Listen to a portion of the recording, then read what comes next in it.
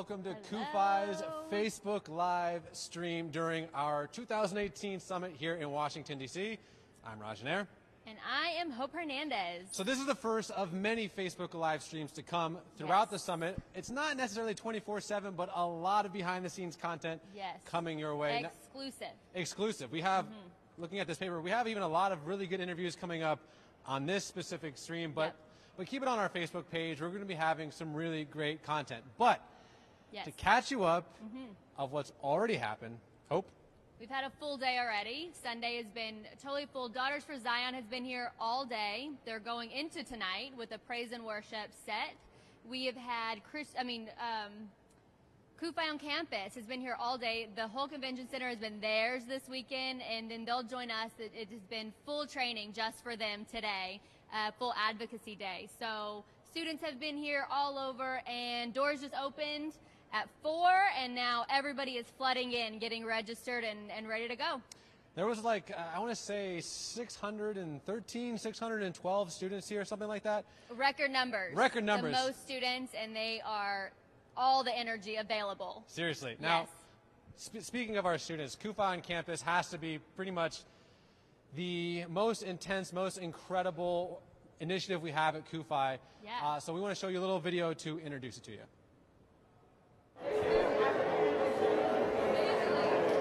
Summit is probably one of the best, not only one of these best experiences, but it's one of the most enlightening experiences of your life. You're with a bunch of other people your age with the same mindset, and you're just all there to learn and grow together, to just have a great time, but to also be very educational. You know, you learn things you can take back and apply to your life and on your college.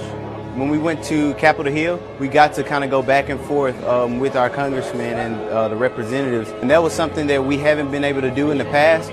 So it's kind of been a unique thing to see that relationship between Christians United for Israel and our senators and our congressmen grow over the years. Attending Summit is everything you will need in order to be successful leading a chapter. Summit is pivotal to their success in doing CUFI on campus. Everyone was very friendly, even students were very friendly, and I instantly made a friend group that I still have. So the energy was very positive and the people were like-minded. It was truly an incredible experience. I was able to carry what I learned at Summit into my time in Israel as a Bonhoeffer Fellow and onto campus when I was advocating after the experience. Of course, I was ecstatic to go. I knew they were, I got the wonderful scholarship that they were providing. We went out and I had a blast. It's going to be inspiring for you. It's going to help you see yourself as the leader that you can be.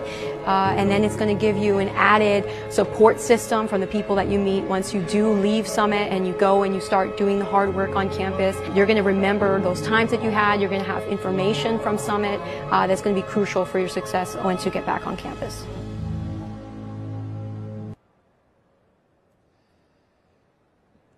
So like we said, CUFI on campus is definitely the front lines. The most important thing that we're doing here. Let's be honest. So go to CUFIOncampus.org, correct? And you were a CUFI on campus student back in the day. I was, yes. That's what brought me here. So we want to talk about CUFI on campus, and we also want to talk about the Bonhoeffer Fellowship.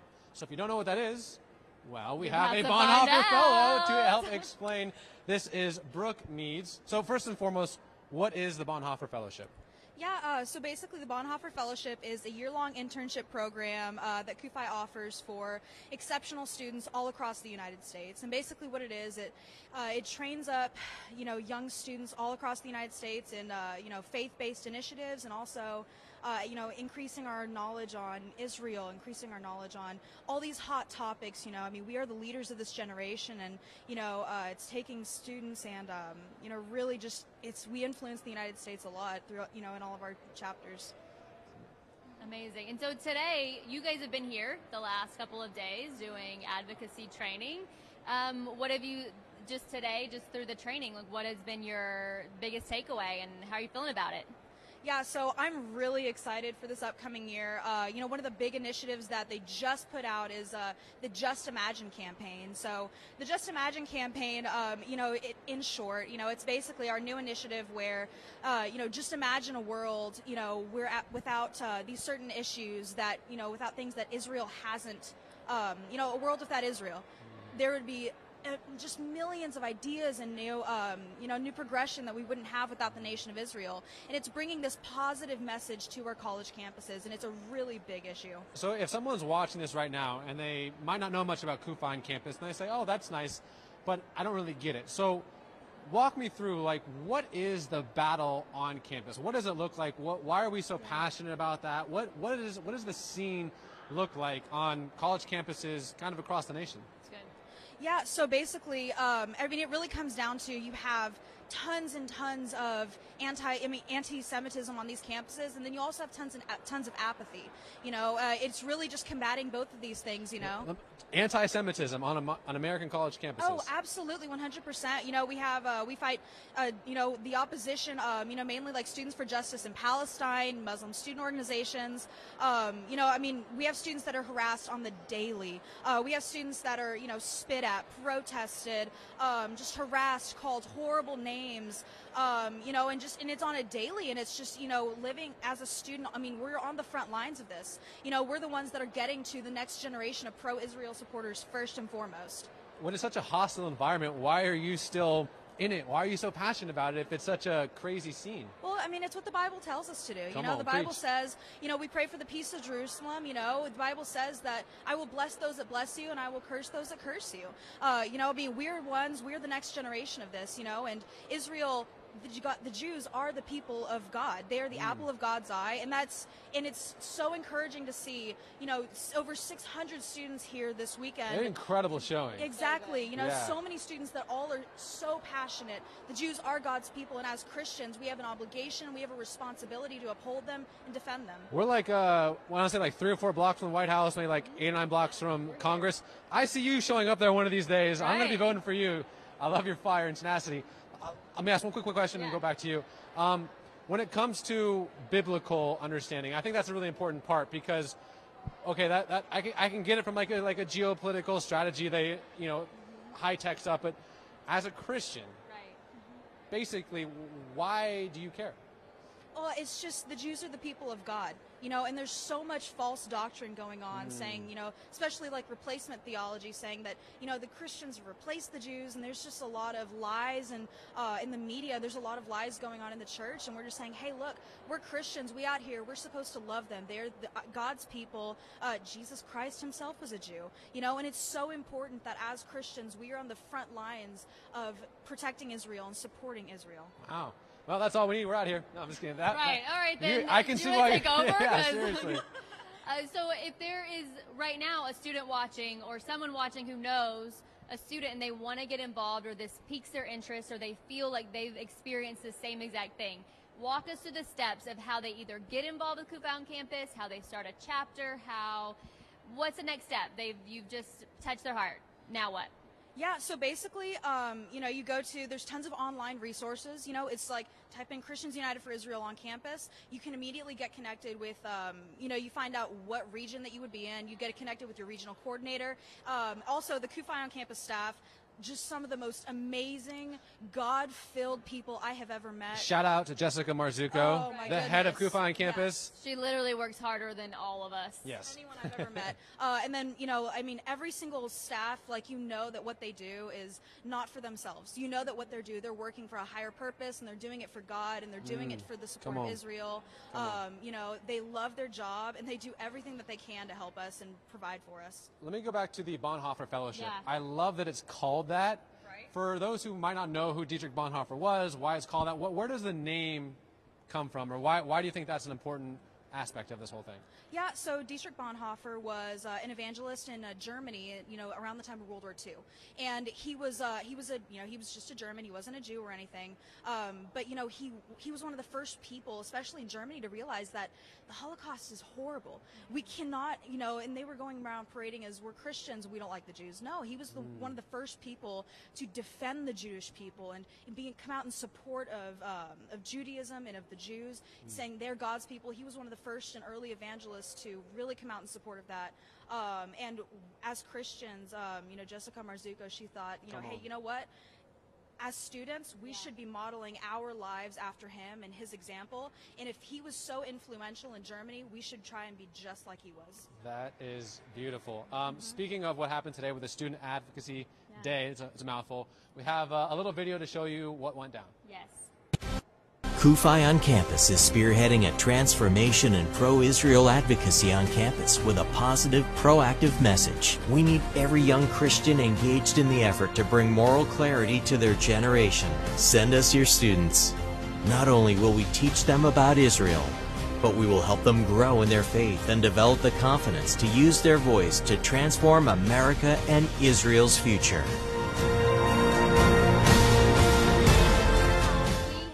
If you're watching this right now, you don't know how blessed you are to be here with us. On this video, we have one of my favorite people on earth, Irving Roth, with us. He is a survivor of Auschwitz, and we just wanted to talk to him a little bit about his relationship to CUFI and his involvement with CUFI on campus as well. So question, what do you think students are facing right now on college campus? If someone's watching this and they're kind of unfamiliar, like, oh, well, why are we making such a big deal of this? What do you see happening on college campuses nowadays? The college campus today is inundated by lies. Unfortunately, some of those lies come out of professors who have agendas. And here I am, a student sitting in a class, and suddenly a professor of political science is telling me about things which are absolute make-believe fake news, truly fake news. It's not even news. And that's the problem. They need to understand that people make up things in history.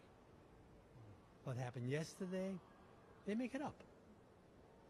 What CUFI's main job is, the most important job, is to bring the truth to the student.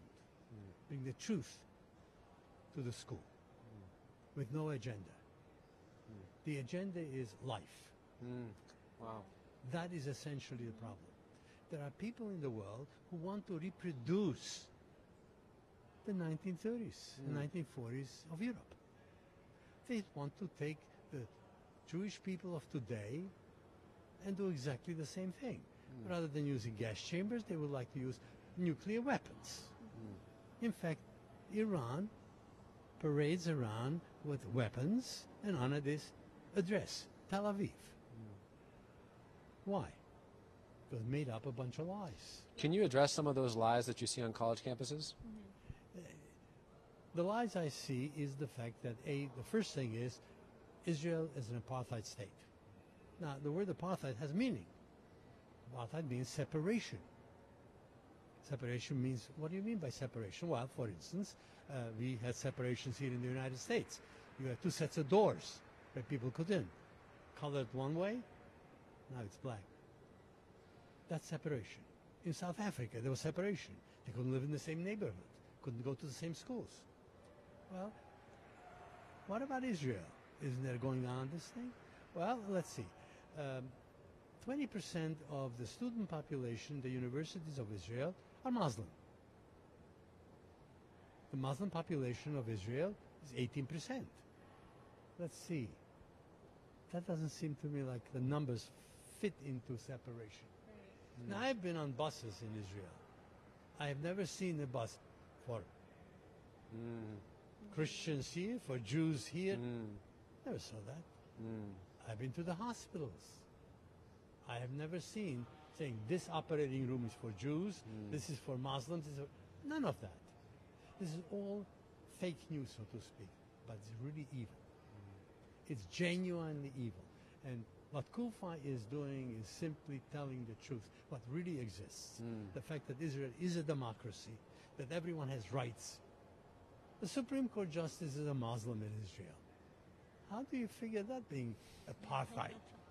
This is all nonsense. It's all lies.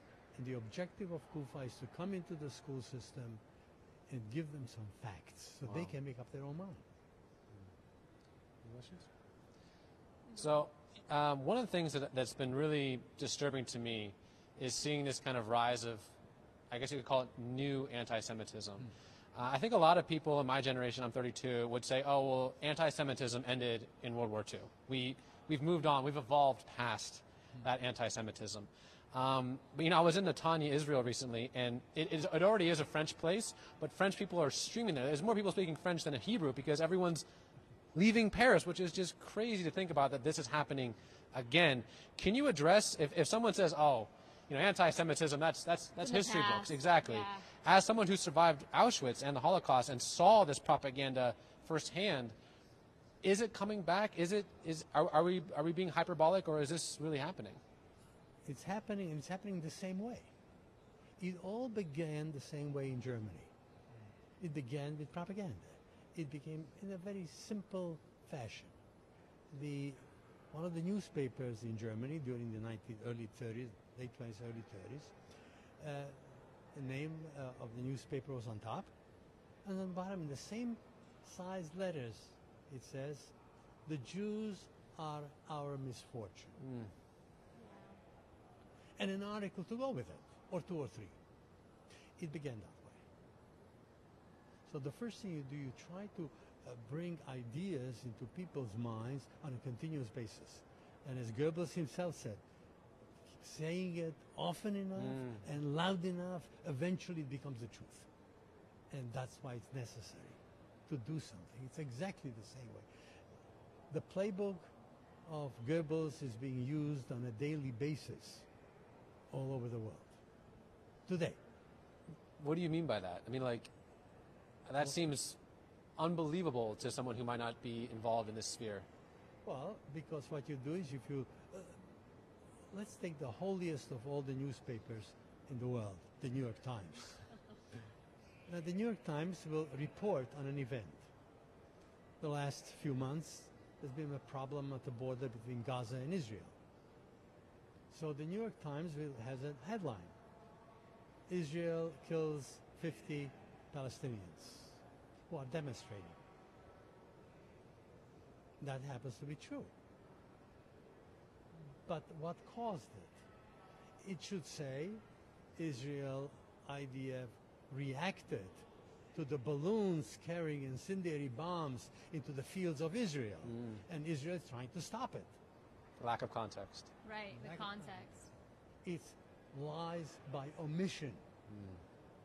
You omit half the facts or the real causes, and suddenly now you have Israel attacking innocent people who are demonstrating.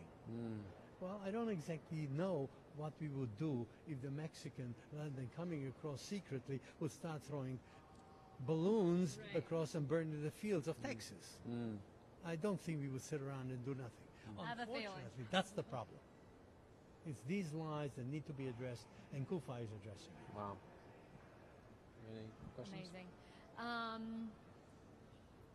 Man, almost 10 years ago now, I traveled with Irving to Poland, and was such an eye-opening experience when I was a CUFI on-campus student. And since then, we quickly realized that Irving would be the life of every CUFI party. So, and he has not left our family since. Can you talk a little bit about that relationship and how you've grown to be so close with CUFI on campus and educating students for so long? Well, the reason I do that is because I gave a look at what CUFI is. What are they trying? What is their agenda? Their agenda is helping the Jewish people not only survive but grow, because it is a bastion of democracy in the Middle East. Anybody of any religious group can go to Jerusalem and go to the wall, go to any place else. The Jews could not do that before 1967. It's very important to understand. There were restrictions. Today, Jews are not allowed to pray on the Mount. Why not? But that's okay with the world. But Jews should not be allowed to go to the wall. That is very critical to understand. And you know, since we first met, I've been to a few places, a few schools. And in one school particularly, one of the people sitting there, it was in California, says, well, Israel is trying to prevent the Palestinian people from having an economy or having a state and all that. I say, what do you mean by that? He says, well, Israel is establishing colonies in what may be someday, after we sit down and actually sit down and talk, become the Palestinian state. And the Jews are living there. I say, so what's the problem? If that becomes a Palestinian state, the Jews have a choice, right? They can either stay there, become Palestinian citizens, have equal rights, go to school, be protected by law, or they can leave and go someplace else. The same way as the 20% or 18% of the Palestinian people are Muslim living in Israel today. So what's wrong with that?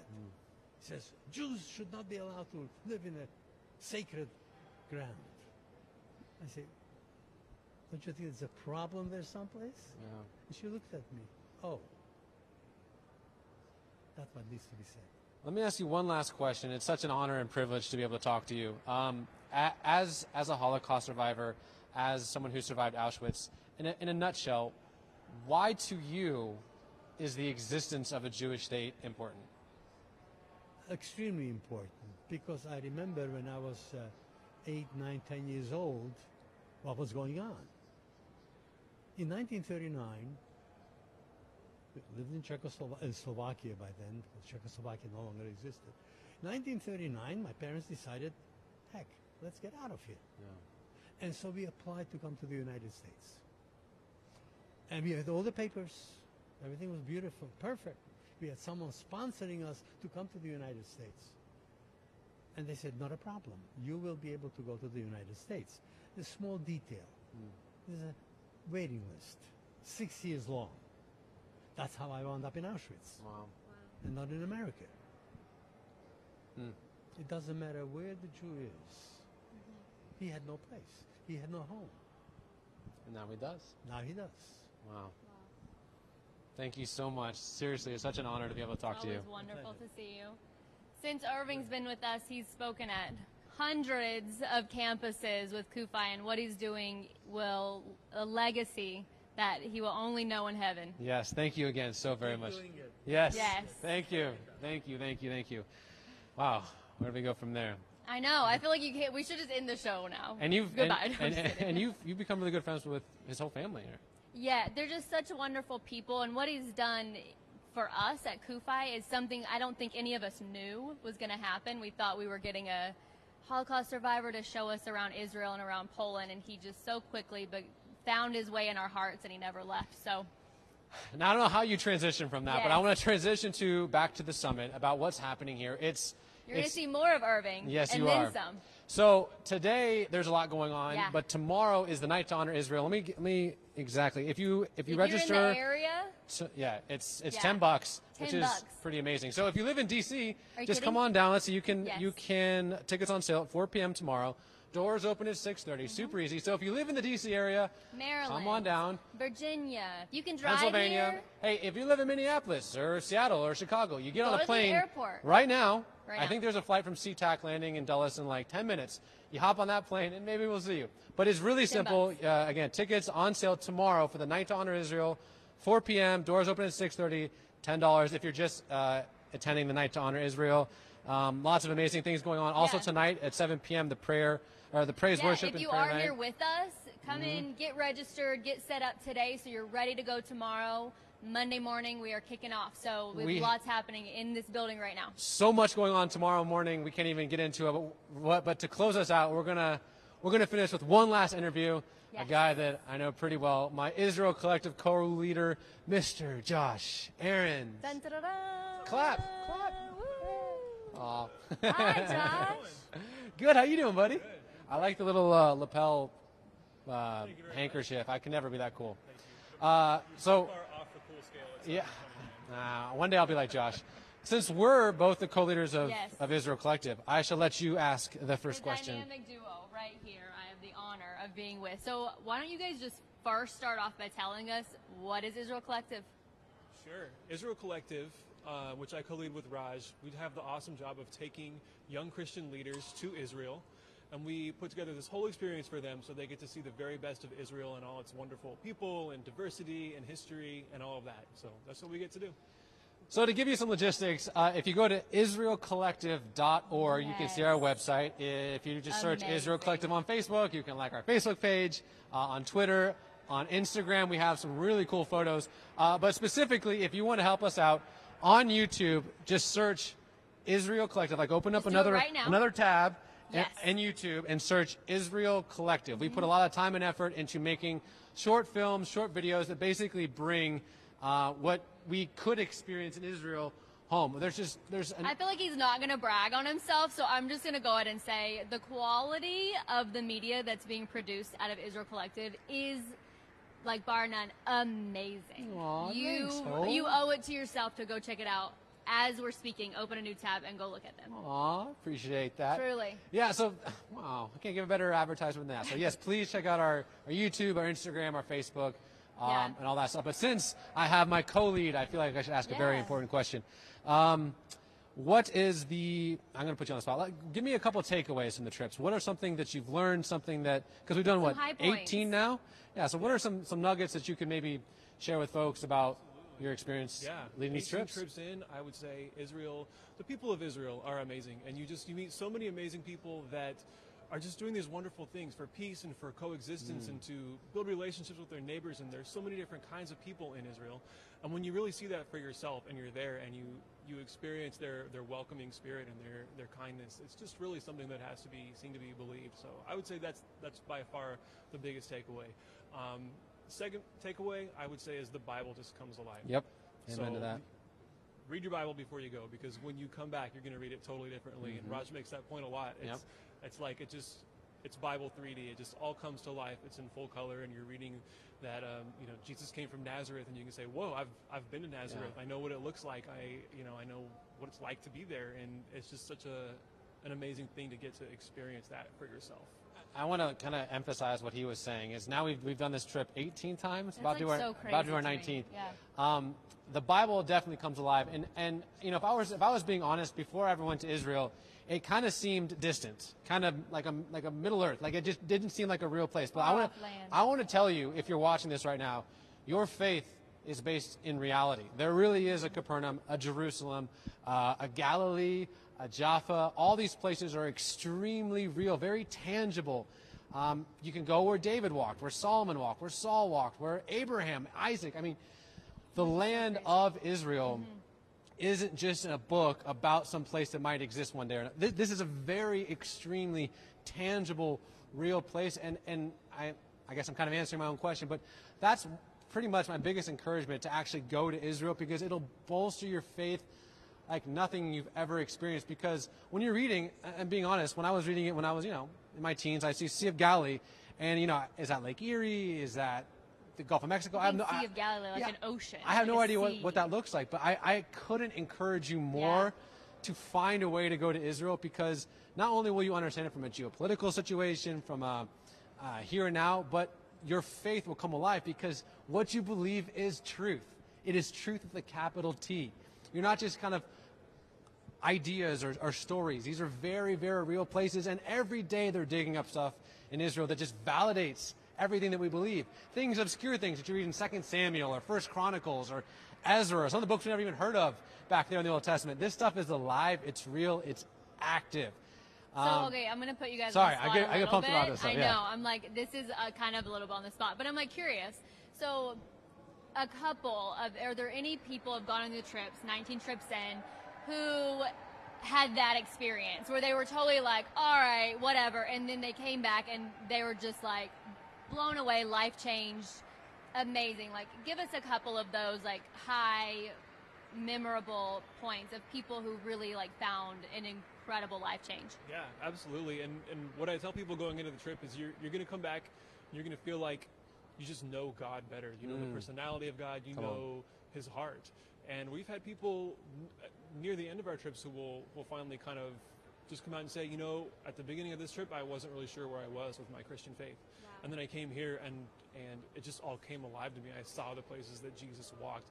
I met the Israeli people. I felt God's love for them and God's love for me.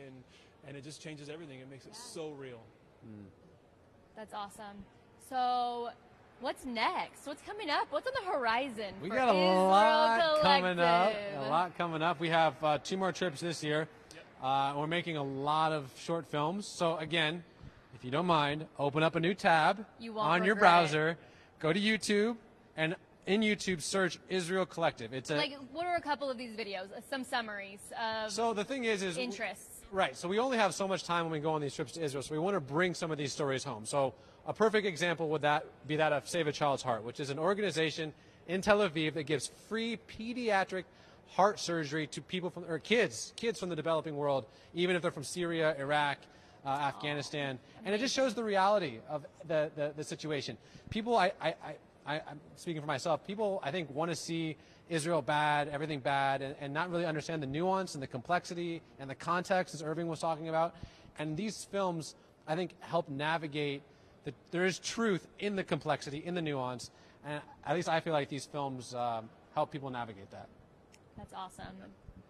Go, IsraelCollective.org. And on YouTube, Israel Collective, and subscribe to our page. So we have. Even if you love Israel, go to their Instagram page. Their feed is amazing. Some beautiful photography. If you're like, obviously you love Israel because you're watching this video right now, you will appreciate it. So go follow them on Instagram too. So Josh, we're about to wrap this up. You used to be the director of CUFI on campus. Is that correct? I did, way back when. And now you co-lead Israel Collective. So you're steeped in this stuff. Is there like one piece of information or one nugget of encouragement, or I don't know, just anything that someone watching this who maybe doesn't know much about the situation or doesn't fully understand the context of everything we're explaining, that you could just share with them? Absolutely. I would say Israel wants peace. The people of Israel want peace, whether they're Jewish Israelis, Arab Israelis, whether they're Christian, Muslim, etc. They want peace, and they want to coexist together. And Israel is the one shining example in the Middle East of what it looks like for all of these different groups to actually live together in peace. And so if the rest of the Middle East looked like Israel, that would be a wonderful thing. And I think we can all learn something from what Israel has done with very diverse groups of people who are living together in peace and prosperity. So, awesome. Josh Ahrens, amazing. Thanks for joining us. Thank you guys. So we're going to wrap it up. We have a lot more Facebook Live coming your way, more interviews. Oh, lots of good stuff. We're going to have Eric Stackelbeck. We're going to have, I don't have the sheet in front of me, but a lot more interviews coming your way. So just keep it here. Yeah. But if you can. And if you follow our page, you will see notifications pop up. When we go live, you will see that we're going live, and so you won't miss any of this exclusive behind-the-scenes footage. But if you can, try to make it to DC, especially for the night to honor Israel. Nikki Haley is going to be here. Yep. If you can get here, seriously, for $10, you're never going to hear Nikki Haley again for $10. For Hope Hernandez, I'm Raj Nair, and we will see you very soon.